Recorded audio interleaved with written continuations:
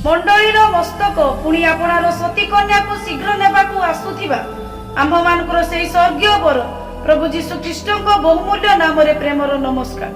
प्रिय ईश्वर लोक माने आम्भे माने आज जो प्रसंग रे ईश्वर को जीवंत वाक्य ध्यान करने को जीवा प्रसंगर शीर्षक क्रोध को नियंत्रण रे रखंतु।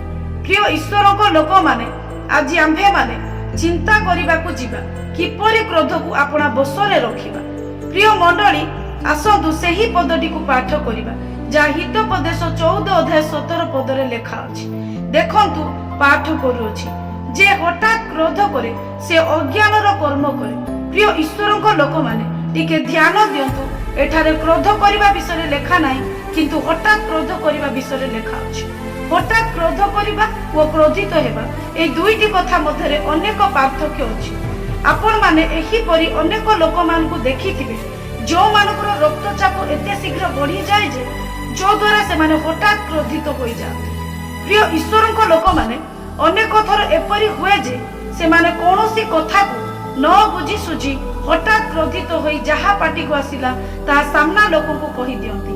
ठीक तार किछि समय परे से माने एही परि चिंता करंती मु ताहा को एही परि कहिबाटा कोन ठीक है। प्रिय मंडली आसंतु आम्भे माने किपरि क्रोध को निज बसरे रखि पारिबा। प्रथम कथाटी हेला हठात क्रोध करिवार परिणाम अति भयंकर हेइथा जहारी फल संपर्क मध्य तिक्तता विच्छेद झगड़ा केवल सेतिकी नुहे। प्रिय ईश्वर लोक माने अन्य को हत्या करिबा पाई मध्य बाध्य करिथा। सजा प्राप्त बंदी मान मध्य प्रथम शताब्दी रे आयरलैंड ठारे से माने काहीकि एपरि अपराध कले ताहाकु नै से माने जेतेबेले अनुसंधान कले शेषरे एहा पाइले जे से माने योजना करी हत्या करि नाहंती हठात क्रोधित होई एपरि जघन्य अपराध करिथि। प्रिय ईश्वर लोक माने बेले बेले आम्भे माने एपरि क्रोधित होई थाउ जे शेषरे खाउथिबा खाद्य थालीटी को मध्य फिंगी देइथा।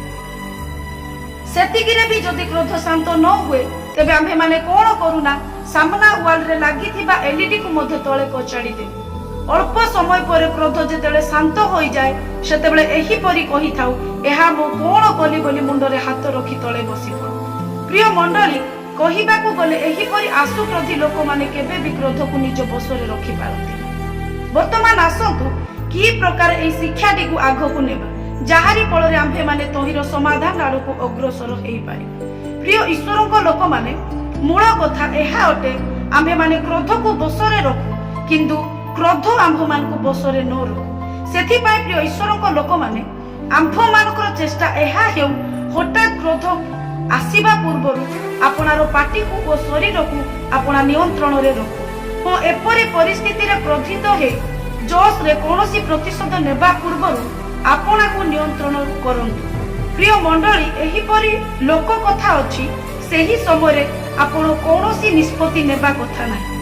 आपण जेतेबेले अतिशय क्रोध रे थिबे अबा खुशी रे थिबे कोन हुए ना। प्रिय ईश्वर लोक माने अनेक थर आम्भे माने क्रोधित होई एपरि शपथ करि थाउ जे पर्यंत मु प्रतिशोध नै नाही से पर्यंत शांति रे बसिबी नाही।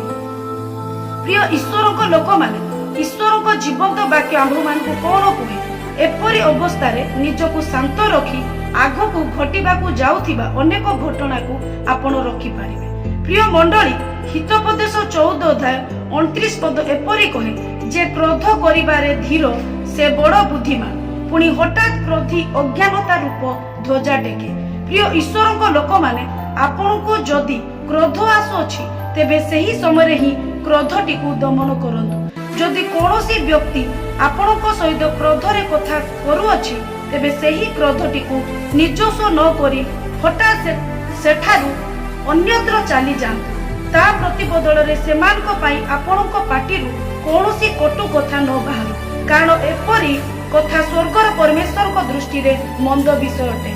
प्रिय मंडली होई पारे आपण जदि अत्यधिक क्रोधित होई किछि भी कथा कहि देले जहारी पाई आपण को बारंबार सेही कथाटी को नै अनुताप करिबा को पड़ी पारे तथा हेई थाई पारे आपण जो अभिशाप सेमान को देउछंती जदि सेमाने सेपरि अपराध करि नथिबे किबा सेमानकर कोनोसी दोष ही नथिबो तेबे आपण क्रोध रे जो अभिशाप सेमान को देइछंती ताहा तो केबे रंग नंबर को जीव नाही। शेषरे सेही अभिशापटी बुली बुली आपणक निकट को आसीबो। प्रिय ईश्वर लोक मैंने मु तो आपण मानकु एपरि कहू नाही जे आपण माने किछि कथा कहंतु नाही। मोहर कहिबार कथा जेतेबेले आपण माने क्रोधरु शांत होई जिवे ठीक सेतिकी बेले नम्रतार सहित आपणक मनरे जो कथाटी अछि ताहा प्रकाश करी सेही विषयटी जेपरि समाधान करा जाई पारिबो सेही दिगरे कार्य करिबा कथा। प्रिय मंडली सेथिपाई तो ईश्वरक जीवंत वाक्य रे कोलोस्य 4:6 पदरे एपरि लेखा अछि तुम्भ मानकर वाक्य सर्वदा मनोहर पुणी लवण रे अनुग्रह युक्त हेउ जेपरि काहाकू किपरि उत्तर देबाकू हुए ताहा जानि पार। प्रिय लोक माने आपण माने जदि नम्रता और कोमलतार सहित कथबार्ता करिवे तेबे सामना लोक मनरे आपणक पाई जो क्रोध अछि आपणकर एही शांत स्वभाव को देखि आपणकर प्रति ता मनरे जो राग अछि ता क्रमशः समाप्त हो। संपर्क रे जो तिक्तता थिला ताहा पूर्व परि सुदृढ़ हो। प्रिय ईश्वरक लोक माने आसंतु टिके ईश्वरक स्वभाव को देखिबा। गीत संगीता 103:8 पदरे स्वर्गर परमेश्वरक स्वभाव को एपरि व्यक्त करा जाय अछि सदा प्रभु स्नेहशील और कृपामय क्रोधरे धीर और अत्यंत दयालु। सेथिबाई प्रिय ईश्वरक लोक माने सर्वदा आम्भे माने एपरि चेष्टा करू जेपरि आम्भे माने हठात क्रोध न करू। प्रिय मंडली आपण एपरि प्रश्न करि पारंती एहा किपरि संभव। मु तो कहिबी असंभव किंतु संभव जदि प्रार्थनार सहित एही कार्यटुकु करिवे तेबे समस्त विषय ही आपणक पई संभव हेइजिवो। प्रभु एई अल्प चिंताधारा रे आम्भ मानकु प्रचुर परिमाण रे कल्याण करत।